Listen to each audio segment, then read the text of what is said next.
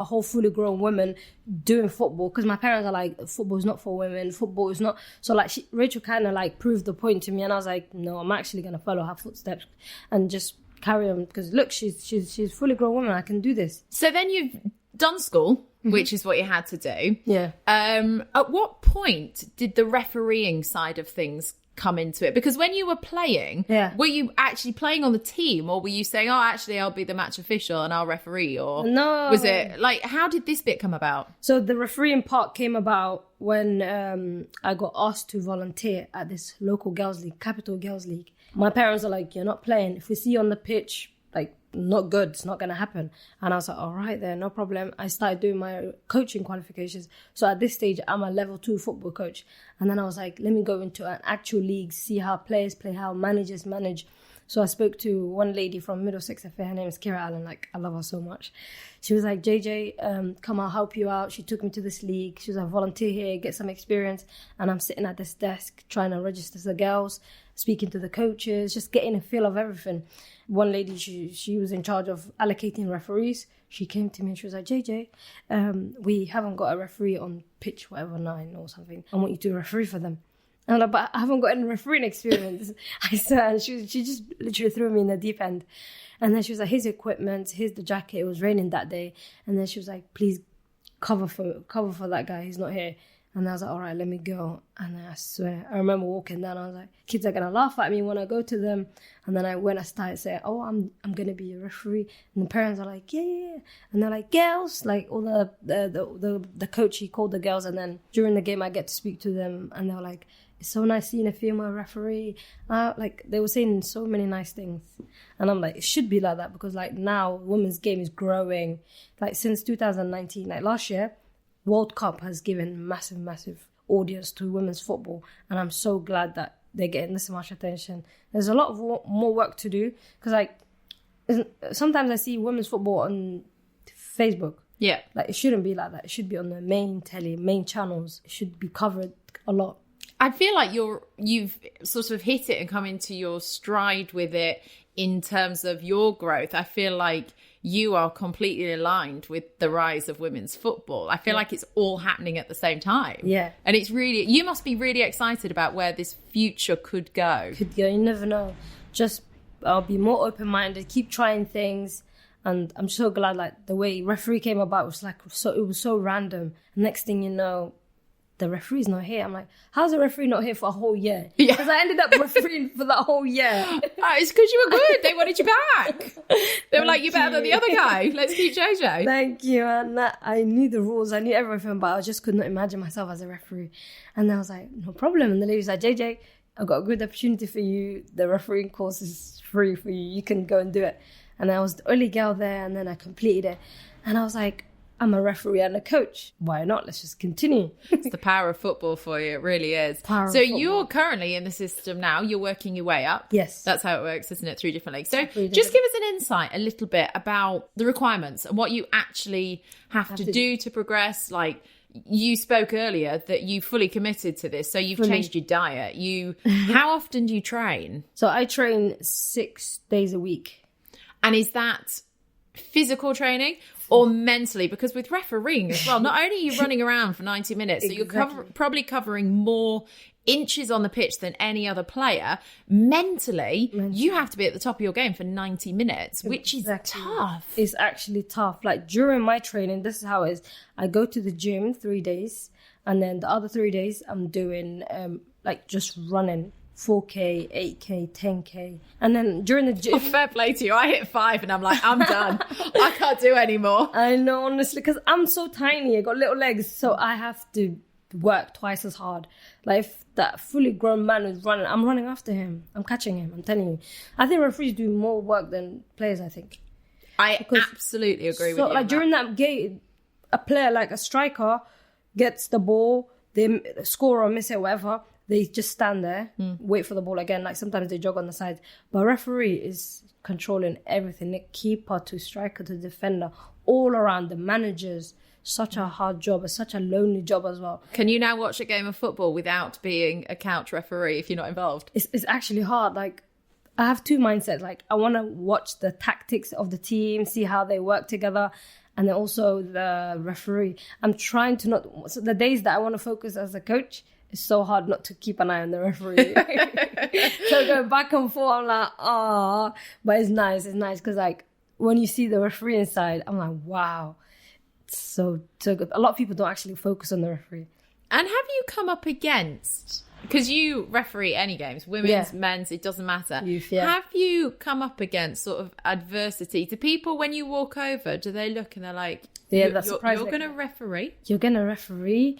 And then it's... How do you deal with that? I don't blame them. Like before when I was starting up, I was like, wow, this guy's rude. How did he just look at me like that?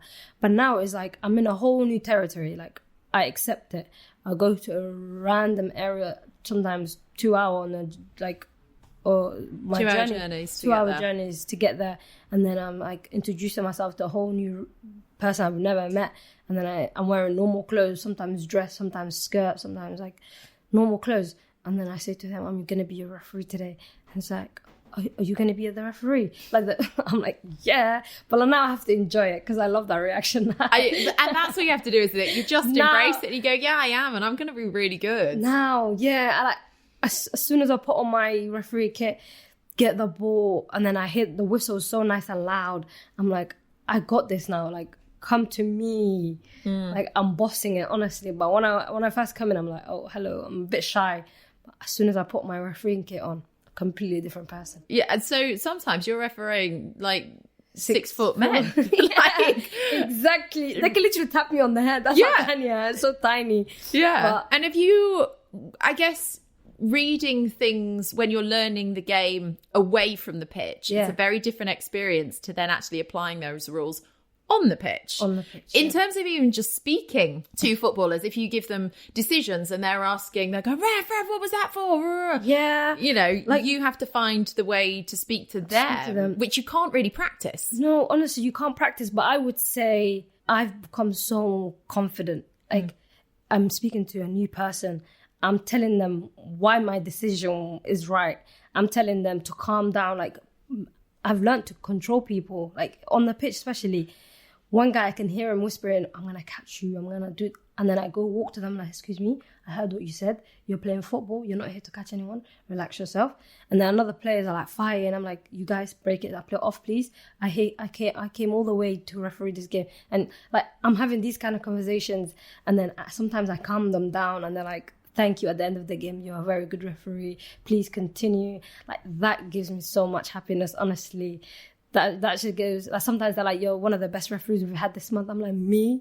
I'm nobody. Like, Then you just got to embrace it. And just be like, thank you very much. Like, stop it. What do I have to say? What can I say? Right, JJ, throughout this podcast, we're going to play a couple of games. Let's go. How do you feel about games? I like games. It's fun. Why not? Yeah. Are you a competitive person by nature? Yes, when it comes to football, yes, but like other stuff, I'm kind of chill. Yeah. Okay. Well, throughout this, and we're going to play 3 different games. The first one, I'm going to show you a clip of something, and I want you just to see if you recognise the clip. Where's it from? Yes. Talk to me. Sort of almost narrate what you're seeing a little bit, and any thoughts and feelings you've got around it. It's going to be worth 5 points. Is this? I know. Okay. So for 5 points, can you tell me anything about this? No. Come here. No. He's reckless. You got him. First warning. Okay, well, firstly, she's got a massive smile on her face while she's watching this. Do you recognise what that is? Yeah. What is it? So this is the day when Nike put me on the app. Yes! And they put my story up on there. I was so happy, honestly. I kept watching this again and again and again. I read it like so many times. I was so happy. This was a good day, man. Nike training app featured you. Featured me on the app. I mean, stuff like this, working with brands and this commercial opportunity. I guess this was a different side that you never thought about. Never. So I remember the first time when I got an email saying, JJ from Nike, we honestly respect you. We want to be part of your journey, support you as much as we can. Honestly, that day I was frozen. I was like, Nike, contact me. Like, who am I? Like, I was so Yeah, happy. this is not messing around. This is not messing like around. Nike, global brand. Global brand. Do you feel proud Very. to work with those sorts of brands? Honestly, I am so proud because I know how much Nike are doing in the community. Like, they support me because I'm doing a lot in the community myself. I have my own girls team and they send me kit. They just take the girls to games sometimes. And also, a lot of people won't see that side. No. That these things actually do happen. It's not just, yes, you're featured on the training app, which is phenomenal. Yeah. But they do actually go deeper. And as you said, you set up a girls team. I didn't know this. So I set up a girls team because in my area, like here in Brent, there's nothing. Mm-hmm. You'd be shocked because it's just girls playing football in their school, but nobody actually got the girls from the schools together to form a team. So I was like, I'll coach. That'll be my side thing. So I have my own girls team, and most of them are my nieces. Keeping it in the family. Yeah. 7 of them are literally my nieces. They play for the team. I'm like, okay, why not?